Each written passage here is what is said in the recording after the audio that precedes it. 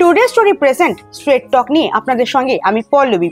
আর আজকে আমি রয়েছি ইউহান পাটুলিতে, সঙ্গে পেয়ে গিয়েছি অভিনেত্রী ব্লগার অলকানন্দ গুহকে। দিদি, তোমাকে স্বাগত। নমস্কার। এই যে ডেলি ব্লগে তোমাকে দেখতে পাই, এছাড়া তোমার শুটিং শিডিউলও রয়েছে, তো সবটা ম্যানেজ করো কিভাবে একসঙ্গে? এটা প্রথম দিকে প্রবলেম হতো, মানে আমি কনফিউজ হয়ে যেতাম কি এখন ব্লগ করা উচিত না, এখন শুটিং করা উচিত না, কি করব বুঝতে পারি না। কিন্তু এখন ওটা অভ্যাস হয়ে গেছে। মানে প্রথম দিকে একটু যদিও কনফিউশন হয়, বাট পরবর্তীতে গিয়ে ব্লগিং বিষয়টা, শুটিং এ মোটামুটি আমি অভ্যস্তই ছিলাম, কিন্তু ব্লগিং বিষয়টা অনেকটা ফ্রি হয়ে গেছি। মানে করতে করতে এটা করতে থাকতে হবে। মানে কোনটা তোমাকে মানুষের কাছে বেশি পৌঁছিয়ে দিয়েছে, জনপ্রিয়তা পেতে সাহায্য করেছে, ব্লগিংটা না অ্যাক্টিং ক্যারিয়ারটা? অ্যাক্টিং ক্যারিয়ার দেখো, যখন কোনো সিরিয়াল হিট করে তখন ওই লিমিটেড টাইমের জন্য সেই চরিত্রটার জন্য বা তখন আমি মানুষের কাছে পৌঁছে যাই সেই লিমিটেড টাইমের জন্য। তারপরে সিরিয়ালটা যখন শেষ হয়ে যায় 6-7 মাস পর বা 1 বছর পর, সেরকম মানে ঐতিহাসিক সিরিয়াল না হলে লোকজন ভুলেই যায় বলতে পারো। বাট ব্লগিং এ যেহেতু ওটা আমি নিজের হাতে রেখেছি, সবকিছু নিজেই কন্ট্রোল করি, তো ওটার থেকে আমি বেশি জনপ্রিয়তাটা পেয়েছি। মানে কনস্ট্যান্ট ওটা থেকে গেছে মানুষের ভালোবাসাটা। এই যে রবীন্দ্র কাব্য রহস্য, সেখানে তোমাকে দেখলাম, এরপর সৃজিতদার লহ গৌরাঙ্গের নাম, সেখানে শুভশ্রীদির সঙ্গে কাজ। তো এই যে বিগ ব্রেকটা, তো শুভশ্রীদি কো অ্যাক্টর হিসেবে কেমন? শুভশ্রীদির সাথে স্ক্রিন শেয়ার ওইভাবে হয়নি, তবে আমার যে পার্টটা ছিল লহ গৌরাঙ্গতে, সেটার সাথে শুভশ্রীদির সিনটা কানেক্টেড ছিল। মানে যেহেতু আমি বিষ্ণুপ্রিয়া ও বিনোদিনী পাঠ করছে, তো আমাদের সিন কানেক্টেড ছিল। তো ওটা সৃজিতদার বিষয় ছিল যে কিভাবে কানেক্ট করবে দুটো সিনকে।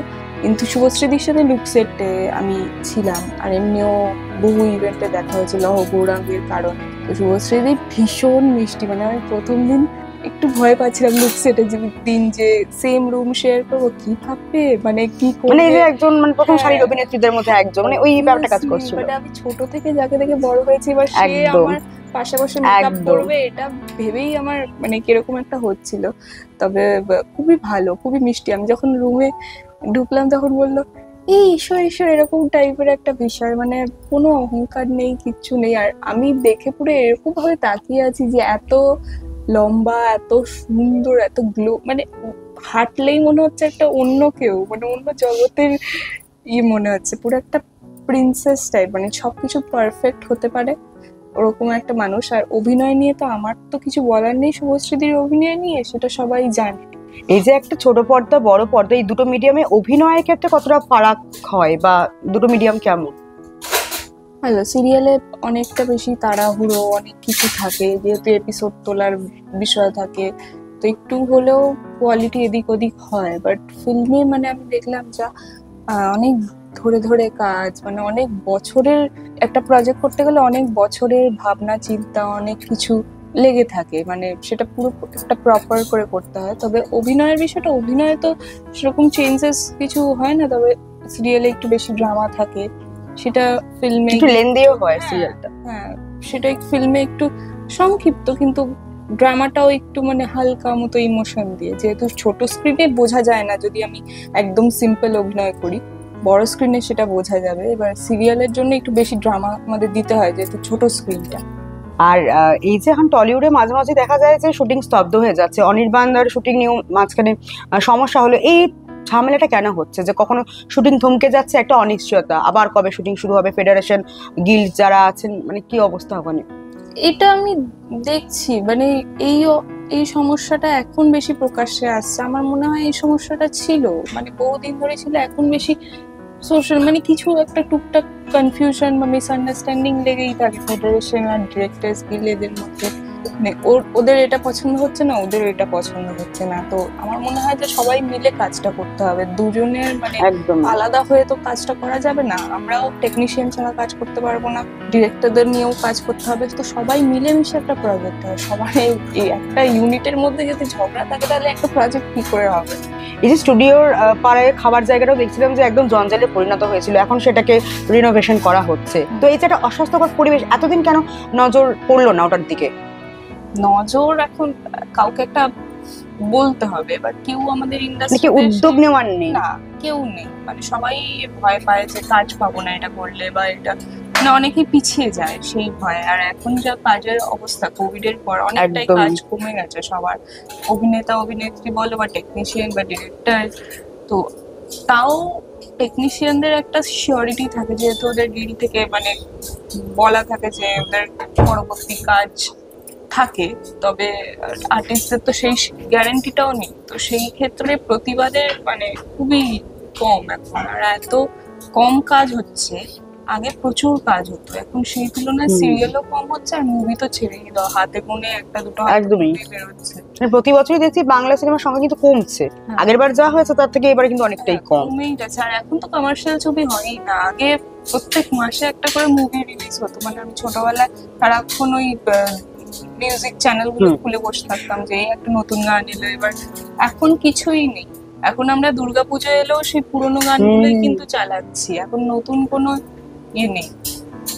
তোমার ক্ষেত্রে এই কাজ পাওয়ার সমস্যাটা কতটা হয়েছে, বা মানে সহজে কাজ পাওয়া যায় নাকি এই এখন এই যে সোশ্যাল মিডিয়া তার ফলোয়ার কতটা সেটা দেখে এখন কাজ দেওয়া হয় লোককে, কোনটা?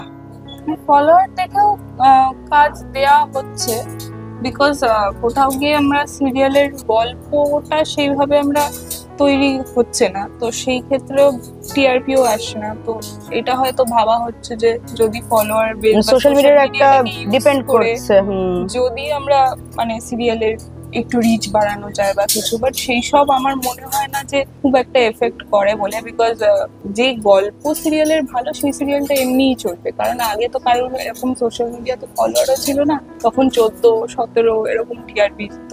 তবে এখন কারোর ইনস্টাগ্রাম, ফেসবুক, ব্লগ টগ এসব কেউ বুঝতোই না। তো সেই সব অ্যাক্টররা এখন করে তো সেই টিআরপি তো দিয়েছে। এখন সোশ্যাল মিডিয়ার কারণে কি হয়েছে, লোকজনের পেশেন্সও অনেক কমে গেছে। 2-3 মিনিটে যে ব্লগ গুলো দেখতে পাচ্ছে বা সিরিজ ইনস্টাগ্রামে যেগুলো দেখতে পাচ্ছে, সেগুলো সিরিয়াল আর ধৈর্য নেই তাদের অতক্ষণ ধরে ওই একই গল্প দেখা। প্রত্যেকটা সিরিয়ালে একই গল্প, আর সবাই সব প্রেডিক্টেবল গল্প, মানে সবাই জানে যে এরপরে কি হতে চলেছে গল্পে। সো আর আরেকটা বিষয়ও আছে যে সিরিয়ালে একটা পার্টিকুলার টাইম থাকে যে এই টাইমে দেখতে হবে সিরিয়ালটা, যার জন্য মানুষের এখন আর সময় নেই। কিন্তু ওটা তো আমরা এখন ফোনে যখন তখনই দেখতে পাচ্ছি একটা সিরিয়াল, এখন তো অনলাইন হিসেবে। টিআরপিটা তো মানে টেলিভিশনের ওখান থেকে তো আসছে, মানে হটস্টারের রিচ সেটা আলাদা কথা। কিন্তু এখন সবাই ওই ফোন বেসড হয়ে গেছে, সবাই সিরিয়াল আর ওইভাবে টেলিভিশনে দেখছে না। কারণ এখন ইনস্টাগ্রাম খুললেই বা ওটিটি প্ল্যাটফর্ম গুলো খুললেই ওরা যখন টাইমটা পাচ্ছে, না অডিয়েন্স যখন টাইম পাচ্ছে, তখন ওরা দেখছে সিরিয়ালটা। ওই পার্টিকুলার যে 6টায় বসতেই হবে বা 7টায় বসতেই হবে, ব্যাপারটা চলে গেছে। এই যে মহানায়ক সম্মানের মঞ্চ থেকে মুখ্যমন্ত্রীও এটা বলেছেন, মমতা বন্দ্যোপাধ্যায়, যে সিরিয়ালগুলোতে এখন বিষ ছড়িয়ে দেওয়া হচ্ছে, মানে রাগ হিংসা নেগেটিভ বেশি দেখানো হচ্ছে, একটু পজিটিভ দেখানো হোক। মানে এইটা ইম্প্যাক্টটা নিয়ে কি বলবে, যে সত্যি তো মানে একটা হিরোর হাতে দুটো বউ, বা একটা ভিলেন কোথাও একটা গার্লফ্রেন্ড চলে আসছে, একটা বউ, মানে পারিবারিক অশান্তি, পারিবারিক বিবাদ, এগুলোই দেখা যায়। তো গঠনমূলক কি কিছু লেখনীতে হতে পারে না, বা স্ক্রিপ্ট যারা লিখছেন তারা কি ওটা ইনক্লুড করতে পারেন না? না এটাতেই মানুষ বেশি আকৃষ্ট হচ্ছে, টিআরপি বাড়ছে? এবার ঘরের ঝগড়াঝাটি এগুলোতে বেশি, মানে ঘরের যারা বউ বা শাশুড়ি তারা বেশি লিঙ্ক করতে পারে, যা চাই সেই না আমাদের ওখানে দেখানো হচ্ছে। এবার বহু এমনি সিরিয়ালও ট্রাই আউট করা হয়েছে যেগুলো মানে ড্রয়িং রুম ড্রামা বেস নয়, সেগুলো খুব একটা ক্লিক করেনি। বাট আগে মানে সেগুলো ক্লিক করতে, এখন মানুষের ধৈর্য নেই যে ভালো একটা গল্প একটুখানি 1 মাস 2 মাস টিআরপি না হলেই সেগুলোকে মানে অফ করে দেওয়া হচ্ছে বা অন্য ওদিকে গল্প ঘুরিয়ে নেওয়া হচ্ছে। এখন তো একটা কথা আছে যে টিআরপি কমলেই বিয়ে দিয়ে দিতে হবে। মানে একটা হিরোর ধরো বিয়ে হয়ে গেছে হিরোইনের সাথে, তারপর টিআরপি কমে গেছে, কি হবে, আরেকটা হিরোইন নিয়ে বিয়ে দিয়ে দাও। তার এরকম একটা ড্রামা ক্রিয়েট করার জন্য মানে এটা এমফাসাইজড হয়ে গেছে। এটা ওরকম এখন ক্রিয়েটিভিটি আর কিছু নেই। সবাই জানে যে টিআরপি কমলে এই হতে চলেছে, বা মরে গেল আবার নতুন করে হিরো হয়ে যায়, এই একই জিনিস চলছে। একটা ধারাবাহিক চলতে চলতে দেখা যাচ্ছে কোনো সমস্যা হলে হঠাৎ হিরোইন বা হিরো, মানে মেন ক্যারেক্টার গুলো যদি পাল্টে যায়, তাহলে মানুষের কোথাও একটা মনোসংযোগ নষ্ট হয় না? যে এতদিন একজনকে দেখে এসেছিলাম, সেই জায়গায় অন্য আরেকজন এলে মানে কতটা সেটা এফেক্ট করে? এফেক্ট তো করেই প্রচুর। এবার এমনি কোনো ঝামেলা হলো প্রোডাকশন বা চ্যানেলের সাথে, সেটা আলাদা কথা। আবার টিআরপি হচ্ছে না বলে কোনো হিরো হিরোইনকে চেঞ্জ করে দেয়া, এটা আমার মনে হয় খুবই খারাপ। বিকজ তোমরা দেখেই নিয়েছো হিরোইন কেমন দেখতে বা সে অ্যাক্টিং পারে কি পারে না, সবকিছু দেখেই তারপর ওই টেলিকাস্ট করা হয়েছে তার এপিসোড। সো তারপরে হঠাৎ করে চেঞ্জ করে দেয়া, আমার মনে হয় যে গল্প চেঞ্জ করলে বেশি ভালো হয় হিরোইন চেঞ্জ না করলে। এই যে তৃণমূলের 21শে জুলাইয়ের মঞ্চে আমরা দেখলাম যে এক ঝাঁক তারকা, শুধু 21শে জুলাইয়ের মঞ্চ না, শাসক দলের অনেক অনুষ্ঠানে এক ঝাঁক তারকা দেখা যায়। তাদের মধ্যে কিন্তু অনেকেই সাংসদ বা দলের সঙ্গে সরাসরি যুক্ত, আবার অনেকে কিন্তু সরাসরি যুক্ত না। তো এই বিষয়টা কিভাবে দেখছো যে যারা দলের সঙ্গে যুক্ত নয় তারাও কিন্তু সেই মঞ্চে গিয়ে ভিড় জমায়? মানে এটা কি কাজ পাওয়ার সঙ্গে কোনো রিলেটেড? মানে এটা না করলে টালিগঞ্জে টেকা যাবে না, কাজ পাওয়া যাবে না, শাসক দলকে একটু খুশি রাখা, এরকম কিছু? এরকম আমি শুনছি, মানে সেদিনকেও দেখলাম টুডে স্টোরি অ্যাওয়ার্ডে গিয়ে একজন বললেন যে এরকম একটা বিষয় আছে। তবে আমি সেইভাবেই কোনো দল এখনো করছি না, বাট আমার টুকটুক করে কাজ আছে ঠাকুর ঠাকুর করে। আমার মনে হয় যে এটা না করলেও, মানে তুমি যদি এরকম গিয়ে মঞ্চে মঞ্চে নাও ঘোরো, তাও যদি তুমি ভালো অ্যাক্টর বা অ্যাক্ট্রেস হও, তাও কাজ নিয়ে কোনো ক্ষতি আমার হবে বলে মনে হয় না। সামনে বিধানসভা নির্বাচন, যদি অলকানন্দাকে এখন খোঁজা হয় প্রার্থী হিসাবে, তাহলে কি অলকানন্দা রাজি হবে? আমার এমনি কাজ করতে খুবই ভালো লাগে, মানে মানুষের জন্য যদি আমি কাজ করতে পারি দেন ভেরি গুড। আর সৎভাবেই কাজ করবো অবভিয়াসলি, তো সেটা নিয়ে কোনো কিছুই না। বাট আমি বুঝতে হবে বিষয়টা, আমি আমার কাছে জিরো এই বিষয়টা, সো আমি জানি না কি কি করতে হয় কি না করতে হয়। বাট ডেফিনেটলি যদি আমি দেখি যে বিষয়টা ঠিকঠাক আমার দ্বারা এটা সম্ভব, জানার পর সবকিছু বোঝার পর, তাহলে নিশ্চয়ই। বাট এই অপশনটা আমাকে কেউ দেবে না। এই যে তোমরা দুই বোন অনন্যা আর অলকানন্দা, তো অনেকেই বলে যে বোন কাজ পায় দিদির জন্য, দিদি এই প্রফেশনে আছে তো বোনকে টেনে এনেছে, এটা কি সত্যি? হ্যাঁ, ও বেসিক্যালি একটু লাজুক টাইপের ছিল ছোটবেলায়, তো একদম শাই ছিল। ওকে এখন প্রচুর বকবক করে, প্রচুর ব্লগে অভ্যস্ত হয়ে গেছে। সুকান্ত আর অনন্যা সারাদিন ধরে একদম জমিয়ে রাখে, সঙ্গে তো তোমরা আছোই, আর কাকু কাকিমাকেও দেখতে পাই। ও প্রচুর শাই ছিল, তো ওকে আমি যখন একটা অডিশন দিতে গেছি, তো ও আমার সাথে সব অডিশনে যেত। মা আর বোন যেহেতু ছোট ছিল, তো মা বোনকেও নিয়ে যেত। তো ওখানে গিয়ে একজনের ওকে পছন্দ হয়ে গেল, একটা বাচ্চার ক্যারেক্টার দরকার ছিল। তো তখন ওকে বলা হয়েছিল যে করবি। মা বললো হ্যাঁ হ্যাঁ কেন করবে না, ও তো কিছুই বোঝে না। তখন কত 4-5 বছর বয়স হবে। বললো হ্যাঁ হ্যাঁ কেন করবে না। তো ওকে দিয়ে 2টো ডায়লগ বলানো হয়েছিল। ঋত্বিকার ছোটবেলা করেছিল একটা ছবিতে, তো করেছিল। ওখান থেকেই ওর জার্নিটা বেসিক্যালি শুরু। তারপরে আস্তে আস্তে, মানে আমি যে হাউসে গেছি, ও আমার সাথে অডিশনে যেত, ওখানেও অডিশন দিত, আস্তে আস্তে হয়ে গেছে।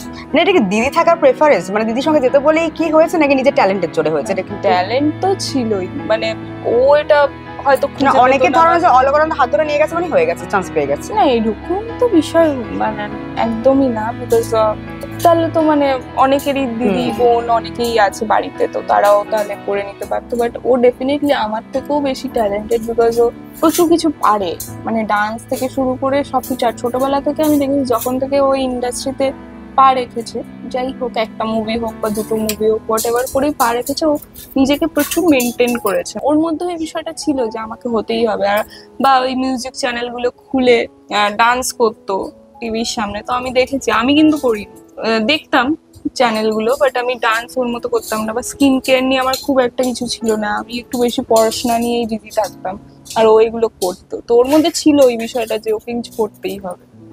সম্প্রতি তোমার একটা ভিডিও দেখলাম, আর তুমি একটা মারাত্মক অভিযোগ করেছো যে বুলেট সরোজিনী যে ধারাবাহিকটা, 18টা ডেট নিয়ে 10টাও বোধহয় শুটিং হয়নি তোমার সঙ্গে। তো এটা কেন করা হলো, বা তুমি এর জন্য কোনো পদক্ষেপ নেবে কি? না না, আমি কি পদক্ষেপ নেব? আর পদক্ষেপ নেওয়ার তো কারোর বিরুদ্ধে তো কিছু করার নেই। এটাও সেম ওই সিরিয়ালের টিআরপির জন্য, বিকজ টিআরপি নেই। তো সিরিয়ালে বহু ট্র্যাক এমন ছিল, মানে আর শুধু আমার ক্ষেত্রে না, বহু আরো ক্যারেক্টার্স ছিল যাদের ট্র্যাক খোলেই নি। মানে তাদের অনেক রকম গল্প, মানে আমাদেরকে যখন বুলেট সরোজিনী গল্পটা বলা হয়েছিল, খুব সুন্দর একটা গল্প ছিল। গল্পের শুরু হওয়ার আগেই মানে সিরিয়ালটা অফ করে দেওয়া হচ্ছে। তো সেই নিয়ে তো কারোর কিছু করার তো নেই। এবার সেটা দর্শক নেয়নি সিরিয়ালটাকে, বা গল্পটাকে ঠিকভাবে গুছিয়ে ওঠা হয়নি। ম্যানেজমেন্টের কোথাও একটা প্রোডাকশন বা? হ্যাঁ, আমার তো মনে হয় যে প্রথম থেকেই একটু গন্ডগোল ছিল। তুমি বলে তো আমাকে কাঁদতে ডেকেছিল লাস্ট যেদিন হলো র‍্যাপ, বিকজ ওরা আমায় খুব ভালোবাসে, মানে প্রোডাকশন বলো বা আর্টিস্ট, বিকজ সবাই জানতো যে আমি আছি সিরিয়ালটায়। তো ওই থেকেই 1-2 দিন, হয়তো মানে 1-2 দিন না, 7 দিন মতো আমি শুটিং করেছি। তো গিয়ে দেখলাম যে সবারই মনটা খারাপ, যেহেতু তাদের ক্যারেক্টার নিয়ে কোনো বিল্ড আপ হয়নি, কিচ্ছু হয়নি। গল্পটা সুন্দর ছিল, বাট গল্পটাকে সেইভাবে প্রেজেন্ট করে হয়ে ওঠা হয়নি। তো সেই ক্ষেত্রে সবাই একটু স্যাড ছিল যে একটু টাইম দিলে হয়তো গল্পটা ডেভেলপ করা যেত। এই যে তুমি একজনের দিদি, একজনের স্ত্রী, একদিকে অভিনেত্রী, একদিকে ব্লগার, একদিকে বাবা মায়ের মেয়ে, তো নিজেকে কত নম্বর দেবে, কোনটাতে এগিয়ে রাখবে? মানে এই এতগুলো দায়িত্ব, এতগুলো মানুষ, এতগুলো সম্পর্ক কিভাবে বাঁধবে? আমি নিজেই নিজেকে নম্বর দেব? আমার মনে হয় আমি আমার হাজবেন্ডকে সব থেকে বেশি মানে ঠিকঠাক ভাবে রাখতে পেরেছি। তারপরে আই গেস মা বাবার জন্য তো আমায় তো কিছু করতে হয়নি, বিকজ বাবা মানে আমাদের ছোট থেকেই বাবা ভীষণ ভাবে আগলে আগলে রেখেছে। বাবা মা দুজনই, মাও এত পরিশ্রম করেছে, এবার সেটা আমার রিটার্ন দেওয়ার মতো ক্ষমতা নেই। কি করে রিটার্ন দিতে হয় সেটাও বুঝতে পারছি না, বিকজ আমি এখন যতটুকুনি পারি টুকটাক হেল্প করি, বাট ওই হেল্প মানে একদম না করার মতোই বলতে পারো। তো বাবা মাকে আমি কোনোদিনই ওইটা রিটার্ন করতে পারবো না। আর বোনের ক্ষেত্রে কি, বোনকে আমি যতটা পেরেছি গাইড করেছি, এবারে সেটা এখন ওইটুকুনি। আর মানে বোন হিসেবে আমি নিজেকে কত দেবো, 5 মতো, অ্যাভারেজ। আমি অত গুড সিস্টার নই। দুজনের মধ্যে মারপিট হতো ছোট থেকে? ছোটবেলায় মারপিট হতো, এখন তো মারপিটটার ওইসব হয় না। ছোটবেলায় হতো, কি নিয়ে হতো আমি ভুলে গেছি। জামা কাপড়, খেলনা, হ্যাঁ বারবি ডল নিয়ে কিছু একটা হতো। তারপরে আর কি হতো, ও হ্যাঁ ও আমার হেয়ার ব্যান্ড ভেঙে দিত, সব ভালো ভালো জিনিসপত্রগুলো নিয়ে নিয়ে ভেঙে দিত, কারণ ওর কাছে ওগুলো খেলনা, বাট আমার কাছে ওগুলো সাজের জিনিস, ওগুলো করতো। সামনে পুজো আসছে, পুজোতে কি প্ল্যান, মানে কিভাবে সেলিব্রেট করা হয়? পুজোতে আমি বেসিক্যালি আমার বাড়িতে ষষ্ঠী অব্দি এই বাড়িতে থাকি, কিন্তু সপ্তমী অব্দি থাকি। এখানে পুজো টুজো করে, বাড়ির পুজো, শ্বশুর বাড়ির পুজো, মানে বড় করে পুজো হয়। তো এখানে করে তারপরে আমি কল্যাণীর ওখানে যাই, ওখানেও আমাদের B15 পাড়ার একটা বড় করে প্যান্ডেল করে পুজো হয়। সব কাজিন, বন্ধু বান্ধব, ফ্যামিলি মেম্বার সব কল্যাণীতে, তো ওখানে সবার সাথে মিলে পুজো করা হয়। আবার দশমীতে আমি এই বাড়িতে এসে সিঁদুর খেলা এটা করি। ইন্ডাস্ট্রিতে সবাই কি বন্ধু, নাকি পিঠে ছুরি মারার লোকও আছে? মানে তোমার ক্ষেত্রে কি হয়েছে? প্রচুর ছুরি মারার লোক পেয়েছি। মানে কিরকম ভাবে ছুরিটা মেরেছে, কখন কখন মেরেছে? প্রচুর প্রচুর, স্পেশালি কি বলবো, মেয়েরাই বেশি ছুরি মারে। মেয়েদের শত্রু মেয়েরা, যেটা কথায় বলে। হ্যাঁ, বাট মেয়েরা ভালো বন্ধু হয়, বিকজ আমার বেস্ট ফ্রেন্ড মেয়ে তো। কিন্তু মেয়েরা আমি দেখেছি ওদের মধ্যে একটু হিংসে ব্যাপারটা থাকে, মানে আমি যতই চেষ্টা করি ওদের ভালো করার বা ওদের কিছু বোঝাতে গেলে, মানে সেটাকে ওরা খারাপ ভাবে নিয়ে নিজের মনে পুষে রাখবে। তোমাকে বলবে না ধরো যে এটা আমার খারাপ লেগেছে বা কিছু, সেটা পুষে রেখে আবার অন্য কাউকে দিয়ে অন্যভাবে রিপ্রেজেন্ট করে বলা হয় যে এরকম এরকম হয়েছে। তো আমি বেসিক্যালি এখন আর কোনো কারোর সাথে কোনো কানেকশন রাখি না। বাবা কে কোথা থেকে কি করছে সেটা বোঝা মুশকিল। সো আমি ধরো একটা সিম্পল কথা বললাম, সেটাকে তিলকে তাল করে রিপ্রেজেন্ট করে অন্য একটা মানুষের কাছে গিয়ে খারাপ গসিপ মেয়েরাই করতে পারে প্রচুর প্রচুর গসিপ। মানে আমি, আর আমাকে যারা যারা চেনে তারা জানে যে আমি মানে এমনি সত্যি কথা বলি, মিথ্যে কথা কোনোদিন বলিনি, আপাতত এখনো বলবো না। তো সেই ধরো কোনো একটা সত্যি কথা কারোর খারাপ লাগলো, সেটাকে এমন ভাবে রিপ্রেজেন্ট করা হলো, সেটা অন্য লোকে হয়তো অন্যভাবে, তো সেই বিষয়গুলো আমার খারাপ লাগে যে লোকজন এরকম কেন। এই যে নিউ কামার যারা আসতে চাইছে এই প্রফেশনে, সেদিক থেকে তুমি তোমার এক্সপিরিয়েন্স দিয়ে বা স্ট্রাগল দিয়ে, ছুরি মারার অভিজ্ঞতা দিয়ে কি বলবে, যে কিভাবে তারা সতর্ক থাকবে বা কিভাবে আসবে? আমি তো বলবো যে কারোর সাথেই বেশি মেশা ঠিক হবে বলে আমার মনে হয় না। মিশলেও অনেক দিন, অনেক বছর পর তোমরা ওকে বন্ধু হিসেবে ট্যাগ দিতে পারো, বিকজ কয়েকদিনেই বন্ধু বানিয়ে ফেলো না, বিকজ তখন হয়তো মনে হবে যে খুব ভালো মেয়েটা, মানে বন্ধু হইতে সাবধান। হ্যাঁ বন্ধু হইতে সাবধান, এটুকুনি। একদমই তাই। যে আজকে স্ট্রেট টক, সোজা কথা সোজা ভাবে হলো অলকানন্দার সঙ্গে। আর যেটা অলকানন্দা নিজের অভিজ্ঞতা দিয়ে বললেন যে বন্ধু হইতে সাবধান, কারণ আজকে যাকে বন্ধু ভেবে আমরা এগিয়ে যাচ্ছি, পরে হয়তো সেই ছুরি মারবে। আর ইন্ডাস্ট্রিতে প্রচুর কিছু শোনা যায়, সব মানে যা ঘটে কিছু তো রটে, মানে রটে তা তো ঘটে কিছু তো বটেই। তো এরকম তো আপনারাও সাবধান থাকুন। আর এরকম যারা আগামী দিনে ভাবছেন এই প্রফেশনে আসবে, তারা তো শুনেই নিলে অলকানন্দার কথা। আবার অন্য কোনো দিন অন্য কোনো এপিসোডে কথা হবে অন্য কারোর সঙ্গে। ক্যামেরায় শুভায়নের সঙ্গে আমি Pallabi. Today story Kolkata. Today story, মানুষের স্বার্থে তাবেদারির ঊর্ধ্বে।